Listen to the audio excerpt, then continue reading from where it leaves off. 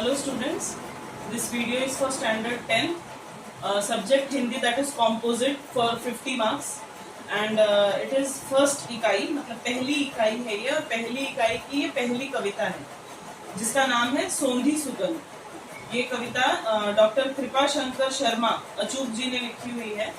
कृपा शंकर शर्मा ये उनका असली नाम होगा। अचूक जो है जिसे हम पेन नेम कहते हैं, कुछ राइटर्स होते हैं, कुछ लेखक, कुछ पोएट्स होते हैं जो लोग अपना एक पेन नेम रखते हैं जिनको अलग से लिखा जाता है बगल में कॉमा लगा के, इन्वर्टेड कॉमास लगा के, तो वो अचूक नाम है इनका। और अक्सर ऐसे जो राइटर्स होते हैं, जो पोएट होते हैं, जो कवि होते हैं, वो अपने नाम का इस्तेमाल कविता के बीच में करते हैं। अक्सर ऐसे छोटे से नाम एक सेंटेंस के अंदर अपना नाम डाला जाता है, वो यहाँ पर भी किया है। पहले हम पढ़ना शुरू करते हैं। सोंधी सुगंध, सोंधी का मतलब होता है सुगंधित। यहाँ पे मैंने 4 शब्दों को डबल अंडरलाइन किया हुआ है, सोंधी, मंसूबा, रोली और मधुमास। इसके अर्थ आपको किताब में शब्दार्थ में दिए हुए हैं। पहले हम लोग इस कवि के बारे में थोड़ा सा पढ़ना चाहेंगे। कृपा शंकर शर्मा जी जो हैं वो हिंदी साहित्य के अलग अलग विधाओं में लिखते हैं। इन्होंने गीत, गजल, कविताएं, दोहे, काफी सारी चीजें उन्होंने लिखी हैं। काफी उनकी प्रमुख कृतियां जो हैं उसी में से एक है नदी उफान भरे। तो इसी गीत संग्रह से ये कविता हमारी ली गई है और इस गीत में कवि ने खासकर वर्षा ऋतु का वर्णन किया है। ये सोंधी सुगंध जो नाम है ये वर्षा ऋतु से जुड़ा हुआ है। जैसे ही वर्षा ऋतु का आरंभ होता है, प्रकृति में अलग अलग रूप हमें दिखाई देते हैं।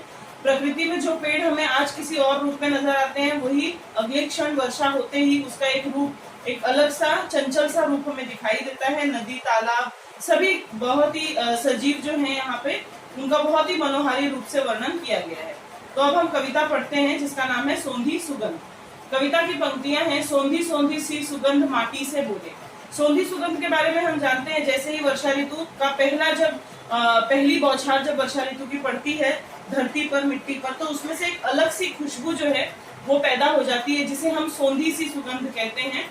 तो सोंधी सोंधी सी सुगंध माटी से बोले, वो जो सुगंध जो बरसों से, काफी समय से मिट्टी से दूर रही, वो सुगंध जैसे ही उस माटी से मिलती है, वो उस माटी को क्या बताना चाहती है कि बादल बरस गया, धरती ने आंखें खोली।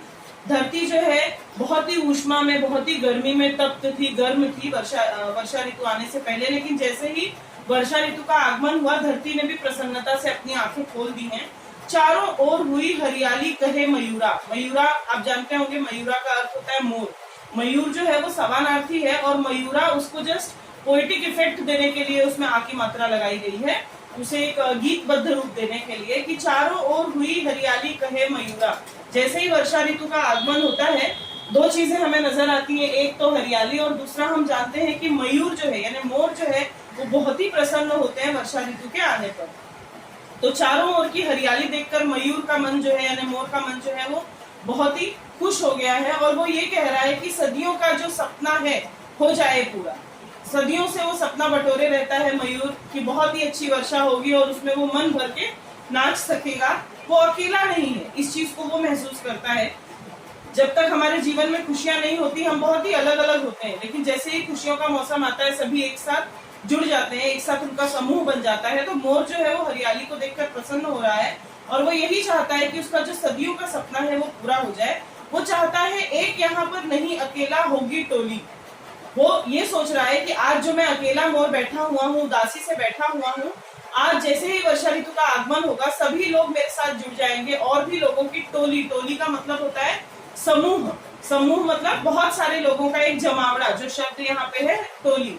तो एक यहाँ पर नहीं अकेला होगी टोली, सोंधी सोंधी सी सुगंध माटी से बोली। तो मिट्टी जो है, मिट्टी और सुगंध के बीच का ये जो वार्तालाप बताया गया है, यहाँ पे मयूर का चित्रण किया गया है, जो हमें ये बता रहा है कि सदियों से उसका जो स्वप्न अधूरा रह गया था कि सब तरफ जो है हरियाली दिखाई देगी, एक मयूर हमें दिखाई देता था, आज जो है उनकी टोली हमें दिखाई देगी। तो ये था पहला परिच्छेद। अब हम दूसरे परिच्छेद पर आते हैं। बाग बगीचे ताल तलैया सब मुस्काएं, झूम झूम कर मस्ती में तरु गीत सुनाए। बाग बगीचे ताल तलैया, ये जो है एक साथ जुड़े हुए शब्द हैं। इनके बीच में आप देखेंगे तो एक चिन्ह लगा हुआ है जिसे हम संयोग चिन्ह भी कहते हैं। तो उससे उन 2 शब्दों को जोड़ा गया है। ये युग्म चिन्ह, युग्म शब्द जिसे हम कहते हैं, 2 शब्दों को एक साथ जोड़कर कि बाग बगीचे और ताल तलैया, कोई खास अंतर नहीं है इसमें बाग और बगीचे में, ताल और तलैया में, लेकिन इनको एक शब्द युग्म शब्द की तरह इस्तेमाल किया गया है। तो ये सब के सब मुस्कुरा उठे हैं। बाग बगीचे जो कि हरियाली से बहुत ही दूर पड़े हुए थे, वर्षा के आगमन से ये हरे भरे हो गए हैं। ताल तलैया यानी जो छोटे छोटे तालाब थे, छोटे छोटे जो खड्डे थे, छोटी छोटी जो जगहें थी, नदियां थी, वो सब की सब भर चुकी हैं। तो जैसे ही भर जाएंगी उनमें एक उफान सा आता है, एक खुशी की लहर सी पैदा हो जाती है। तो ऐसे समय में जब वर्षा का आगमन हो रहा है तो बाग बगीचे और ताल तलैया सभी बहुत ही प्रसन्न है। झूम झूम कर मस्ती में तरु गीत सुनाए। तरु का अर्थ जो होता है, तरु ये जो शब्द है, तरु का अर्थ होता है वृक्ष। तो वृक्ष जो है वो गीत सुनाना शुरू कर देते हैं अपनी ही मस्ती में झूम झूम कर। मस्त पवन ने अब खोली है अपनी झोली। बहुत ही उदास होने के कारण, क्योंकि वर्षा का आगमन नहीं था, तो बहुत ही उदास होने के कारण पवन ने जो है अपनी सारी ऊर्जा जो है वो समेट रखी थी। और जैसे ही वर्षा ऋतु का आगमन हुआ, पवन जो है, पवन का अर्थ होता है बहने वाली हवा। हवा सब तरफ होती है, लेकिन हवा हमें हर वक्त महसूस नहीं होती है, लेकिन जब हवा बहती है तो हमें महसूस होती है, जिसे हम पवन कहते हैं। इंग्लिश में इसके अर्थ होते हैं हवा का मतलब जो होता है वो है एयर है, और जो पवन होता है उसे हम विंड कहते हैं। तो थोड़ा सा फर्क है दोनों में। तो हवा और पवन, इन दोनों में फर्क है। पवन का अर्थ होता है बहने वाली हवा। तो पवन जो है, हवा ने अपने आप को बटोर कर रखा था, लेकिन जैसे ही वर्षा का आगमन हुआ, हवा ने अपना रूप बदलकर पवन का रूप ले लिया, और अब वो झोली खोल के हर तरफ बह रही है, क्योंकि वो मस्त हो चुकी है वर्षा के आगमन से। और सोंधी सोंधी सी सुगंध माटी से बोली। तो यही जो वार्तालाप सोंधी सी सुगंध और माटी के बीच की है। उसके बाद हम तीसरे परिच्छेद पर आते हैं, जिसमें है सागर का था। सागर का जो था मंसूबा सफल हुआ। मंसूबा का अर्थ हम लोगों को दिया गया है। मंसूबा का अर्थ जो है वो, जिसे हम अगर इंग्लिश में अगर आप बात करेंगे तो मंसूबा का अर्थ होता है प्लान, जिसे हम कहते हैं, यानी कि विचार या इरादा। इरादा जो है, हमारी जो कोशिश होती है ना, उसे हम मंसूबा कहते हैं। तो सागर का था जो मंसूबा सफल हो गया। सागर का कुछ मंसूबा था, उसके कुछ प्लान्स थे। कैसे प्लान्स थे? कि वो कब भर जाएगा, कब उसके अंदर जो है बहुत सारे जल का आगमन होगा। तो वर्षा के आते ही सागर में भी संपूर्णतः पानी जो है वो भर चुका है, जल भर चुका है। तो सागर का जो मंसूबा था वो सफल हो गया। किस तरह का मंसूबा था? खुशियों की दुनिया में आकर स्वयं खो गया। सागर जो है, जिसे अपने जो है आदि और अंत का एहसास हो जाता है, जब वर्षा का आगमन जब होता है, तो उसमें पानी इतना ज्यादा भर जाता है कि वो भी अपने आदि और अंत को खो देता है और बहुत ही मस्ती में मचल उठता है। तो सागर की भी ये इच्छा थी, उसका ये मंसूबा था कि वो जो है दुनिया में अपने आप को खो दे, अपनी खुशियों की दुनिया में आकर वो स्वयं खो जाए। वो मंसूबा उसका वर्षा ऋतु के आगमन से पूरा हो चुका है। और धरती ने श्रृंगार किया फिर माथे रोली। रोली का भी अर्थ आप लोगों को दिया हुआ है। रोली का अर्थ होता है हल्दी और चूने का चूर्ण। अक्सर आप देखेंगे कि माथे पर एक टीका लगाया जाता है पूजा पाठ या कुछ शुभ अवसर पर, उसमें हल्दी और चूने को आपस में मिलाकर लगाया जाता है, जिसे हम रोली कहते हैं। तो धरती ने श्रृंगार किया। धरती का श्रृंगार असल में क्या है? हम कहते हैं धरती, देखिए, धरती सुंदर भी हो सकती है, कुरूप भी हो सकती है। सुंदर धरती हम किसे कहेंगे? जहाँ सब तरफ हरियाली ही हरियाली, बहुत ही सजीव वातावरण जहाँ पे हो, वो सुंदर होगी। लेकिन हम निर्जीव धरती भी कह सकते हैं, जहाँ हम खंडहर या बड़ी बड़ी चट्टाने ही सिर्फ दिखाई देती हैं, जहाँ पे निर्जीव वातावरण होता है। तो धरती जो है, क्योंकि हरियाली आ चुकी है, तो धरती भी बहुत ही प्रसन्न है और उसने श्रृंगार कर लिया है। और उस धरती के माथे पर रोली सी, यानी कि कुछ शुभ संकेत सा नजर आने लगा है ये हरियाली के रूप में। और सोंधी सोंधी सी सुगंध माटी से बोली। तो इस तरह की वार्तालाप दोनों कर रहे हैं। और अंतिम बंद है इसका, अंतिम परिच्छेद दिया हुआ है कि पावस का मधुमास आस विश्वास बढ़ाता। पावस का अर्थ है वर्षा और मधुमास का अर्थ है वसंत ऋतु। वर्षा के आने से वसंत ऋतु का जो एहसास है, जो आगमन है, वो हो चुका है। तो पावस का मधुमास यानी वर्षा के आने से तुरंत ही उन लोगों को, धरती को या संपूर्ण विश्व को जो है एहसास हो गया है मधुमास का यानी वसंत ऋतु के आगमन का। जैसे ही वर्षा का प्रारंभ हुआ, वैसे ही हम जान जाएंगे कि अब इसके बाद जो है वो वसंत ऋतु का आगमन होगा। वसंत ऋतु के आगमन के लिए मन में एक विश्वास, आस का अर्थ होता है आशा। तो मन में एक आशा और विश्वास, यानी जो पॉजिटिव एटीट्यूड जिसको हम बोलते हैं, सकारात्मक सोच जो है वो इंसान के अंदर बढ़ जाती है। जब हमें एक छोटी सी खुशी मिलती है, हम समझते हैं कि चलो अब खुशियों का आगमन होने वाला है, और हम एक आशाबद्ध तरीके से स्वयं को महसूस करते हैं।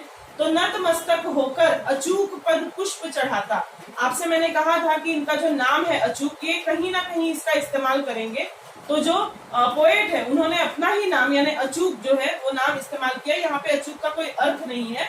नतमस्तक होना एक मुहावरा है, यानी किसी के आगे अपना सर झुकाना, वंदन करना किसी का। तो ये, और यहाँ पर जो शब्द है पद का अर्थ होता है पैर। तो सृष्टि के पैरों में नतमस्तक होकर अचूक यानी जो ये कवि हैं, ये अपना नतमस्तक होना चाहते हैं पुष्प चढ़ाकर उनके पैरों में। किसके पैरों में? सृष्टि के। तो सृष्टि के, निसर्ग के, वातावरण के पद चिन्हों पर ये अपना पुष्प चढ़ाकर नतमस्तक होकर उसकी वंदना करना चाहते हैं। क्यों? क्योंकि उनका भी मन प्रसन्न हो चुका है। किन चीजों से प्रसन्न हो चुका है कवि का मन? सदा सदा से चलती आई हंसी ठिठोली। ये जो हंसी और ठिठोली का, हंसी ठिठोली है ना, हंसी मजाक जिसे हम कहते हैं, ये भी एक युग्म शब्द ही है।